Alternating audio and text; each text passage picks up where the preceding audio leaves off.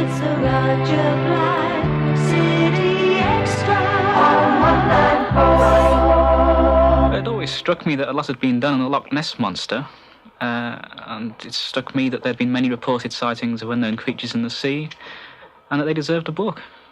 And in the course of your studies, I gather you've met a fair few observers of shall we say, the paranormal. Yes, I've met several witnesses, people who claim to have seen these things. Do you fall into the category then now of a sailor, a sea serpent, or a skeptic? I mean, have you been convinced yourself? I personally am convinced after studying the evidence, yes. What sort of findings did you uncover, in point of fact? Well, an amazingly consistent amount of sightings over several hundred years, all describing the same details time after time. This wasn't just the Loch Ness Monster, though, was it? No, this is almost entirely unknown creatures in the sea, which I've concerned myself with. Of all the stories that you've come across, which is perhaps the most fascinating, as far as you're concerned? I think probably the most fascinating was the story of a U-boat during the First World War, which allegedly torpedoed a sea serpent, which was blown out the water and observed by all the crew. A creature about 50 feet long, shaped like a gigantic crocodile. I think that's probably the most dramatic of the sightings. Are there no logical explanations for these things? Well, science, of course, has always denied their existence. I think it most likely they're the descendants of long-extinct creatures. It seems surprising that scientists have denied their existence, because after all, it is scientists now who are in fact getting into believing that Nessie really does exist. In fact, there may be more than one of them. Yes, this is true. Tell us a bit about Nessie. Say you've covered lake monsters in the book. I take it you yourself do obviously believe there is a Loch Ness Monster. Yes, I'm convinced there is a Loch Ness Monster, yes. More than one? Yes, there would have to be more than one. A large breeding colony, say 20 to 30 animals at a minimum.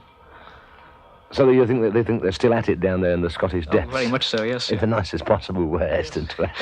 I noticed that in the book, one of the features you've made, Graham, is that you've made some incredible models of monsters for the illustrations, and the picture that I've got in front of me at the moment is an incredible-looking thing. Do they take long to make?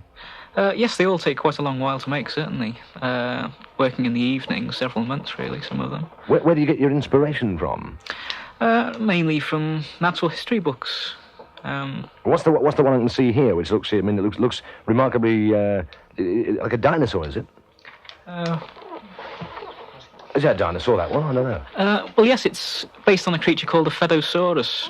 A what? A Fedosaurus. I see. Fedosaurus. Which flourished about 70 million years ago. An amphibious creature. And some sightings seem to be of a creature very similar to this. What sort of reaction have you had from experts in the natural history field to your book and to your investigations and to the suggestions that the Fedosaurus and the rest of its wet-footed friends are still floating around? Still a great deal of scepticism in the scientific world, but as you say, I think it is just beginning to change now.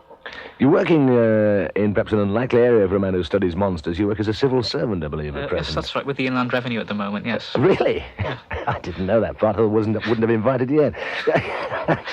Any ambitions now that you've got into print once to make it into a full-time thing and leave the world of Inland Revenue? Yes, I certainly would like to make a full-time job out of writing, but of course it takes a while before you can do this. Indeed it does. Well, Graham, I wish you tremendous success with it. It sounds a fascinating subject. I shall look forward with great relish to reading through the rest of the book. Thanks for joining me on the show this afternoon. Thank you. Graham McEwan, and the man who has made a study of monsters, coming from the land of monsters, from the Inland Revenue. And the book, Sea Serpents, Sailors and Skeptics, is published by Routledge and Keegan Paul.